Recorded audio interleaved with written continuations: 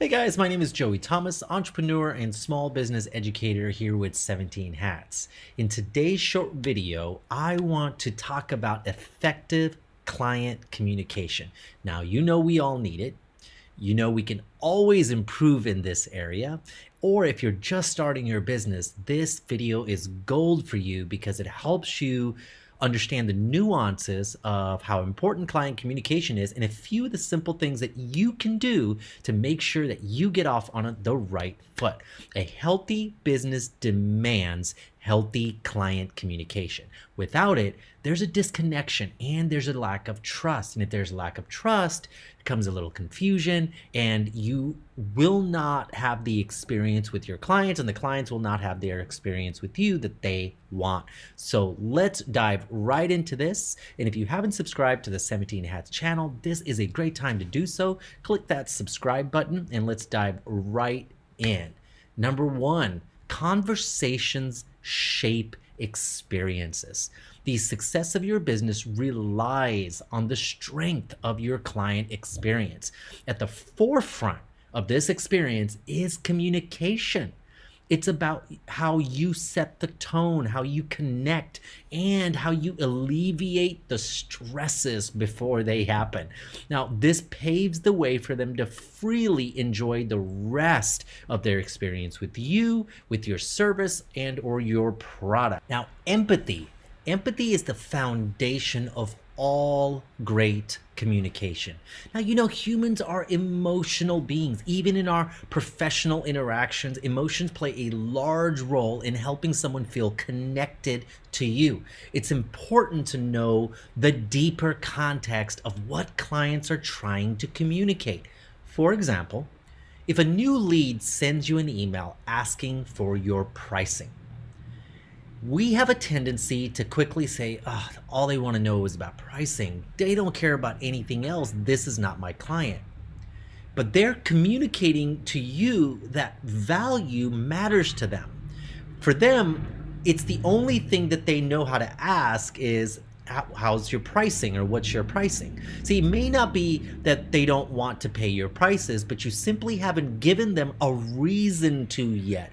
They don't understand the value yet. So empathizing with the client allows you to understand their perspectives and communicate to meet their specific needs. Here's another example. A client reaches out to, let's say, a photographer, upset about the turnaround time of their products or their albums. Here's one version of a response that could take place. If the client reaches out and they're upset and they send this email, you could respond in this way. Please be patient. We are working on it and it takes time. Please understand that we are also very busy and doing our best. Now, I don't know about you guys, but that email would not be taken so well, especially when someone's already emotional and already upset with you or upset with the situation. Now, here's a much better way to respond using empathy as the core of this communication. Now, you can respond like this. I do realize that it's taking longer than usual to turn this album back around. The holidays are a very busy time and we have an excellent team working on it. I appreciate your patience and I'll get back to you within a few days with a more specific delivery window.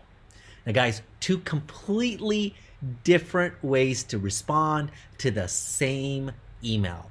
Now, that response has empathy as its core, and you will get a lot more done and you will have a lot more happier clients when you respond that way. Now, I love this quote, be consistent, be clear, be courteous. That's John Maxwell said that. He is one of my favorite leadership gurus. Now, let's talk about each one of these things. Consistency, being clear, and being courteous. Inconsistency creates confusion. I talk about the confusion and a lack of trust a lot because it is so critical in our interactions with our clients.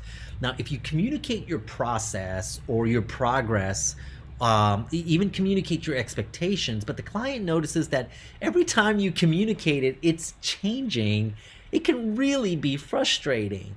And it's so much easier to be credible if you remain consistent in your messaging. Also, be clear. Using an excessive amount of words or multiple text messages when one can do, or incomplete emails may feel it's necessary immediately to respond exactly what you're thinking in your mind, exactly the way you're thinking it. But is it really being understood? Do they understand the tone behind it? So be clear and try not to send 10 messages when one is sufficient. Take a step back to breathe and then really think about the words that you use and make sure that they can fully understand it, and take out those lines that may sound a little emotional, or you may be showing your frustration. The clearer you can be, the less words you can use, the better they will understand the message. And that's our goal, right? Now, it is the most simple way to communicate. It's just keeping it simple and clear, straightforward, and you don't want to leave anybody guessing. But you also want to be courteous. Courtesy communicates respect. And when someone feels respected, they listen. This is especially important when communicating inside of a challenging situation. It's easy to become defensive over written communication, so make it a point to be very courteous and respectful in your response, no matter how you feel. Our job is to serve, and sometimes in our attempts to do that, we may not do everything perfectly. That's okay. That's all of us. But we have to now respond in a professional way so that we can help the situation get to a better place. So be consistent, be clear, and be courteous. Next, manage expectations. One of the most effective methods to keep communication clear and positive is to manage expectations well. Let clients know what to expect before they feel a need to ask you. You know, if a client is waiting and waiting and waiting, and they end up asking you instead of you setting those expectations, their frustration is already set in. So stay ahead of the client experience and help them mentally prepare for what's coming next. This relieves a lot of tension in between you guys, and a lot of tension in waiting for a response or for some type of turnaround. So manage those expectations well. Also, use systems to streamline communication. Now, sending questionnaires, invoices, payment requests, next steps emails, all from a single hub goes a long way in maintaining your own sanity when it comes to communication. I use 17 Hats to automate emails to go out in a timely manner, to send questionnaires to clients, and to respond to emails. It's all in one single place. So I know that I am taking really good care of that one client by seeing all their needs in one place. If it was all separated between emails and text messages and everything, I would just drop the ball. So it helps to open up a single tool and manage all of these things. So use those systems that are at your fingertips to streamline communication. Now, practice active listening. Now, what is that? Now, when listening to a client, be sure to use acknowledgments such as nodding your head to show them you're listening. You want to give some type of visual or verbal feedback so they know that you're paying attention to what they're saying and what their needs are. Try not to, even if you want to, try not to deviate from the subject matter if the client is showing more interest in diving in a little bit more on whatever topic that they're talking about. If you change subjects too quick, it could feel as their needs were rejected. So use some follow-up questions to engage a little deeper. Pause and rephrase if you need clarity. There's a lot of tools, a lot of books, a lot of research out there on active listening and how you can become a better listener. Because in listening, the communication, the conversations actually become so much more meaningful and effective. So active listening, guys. Now, use the right tool at the right time. This is a really important one because I fell into this early in my career. And let me explain. See, it's easy to reach for the quickest method to respond or communicate with a client. Imagine this. You get an email requesting details about a project. Now, you might be out to lunch. So you decide, instead of opening up your email app, that it's really quick to text them back responding to the email. Now, the email may have something to do with project and maybe an urgent timeline or something like that, but you send them a text. Now, weeks later, let's say something happens, somebody dropped the ball along the way, or maybe it wasn't delivered in the way that it was supposed to.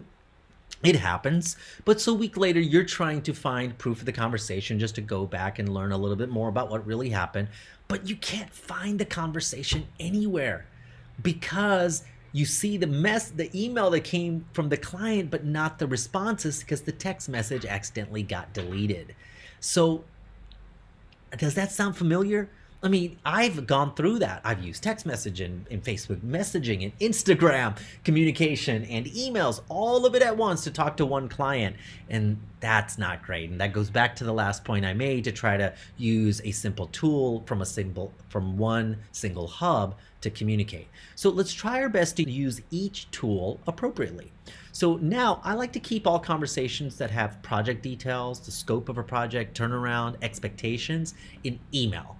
And I do that because it's easily searchable, it's saved online, it's saved locally, so it's protected a little bit more, and we can have longer conversations and more detailed communication over email.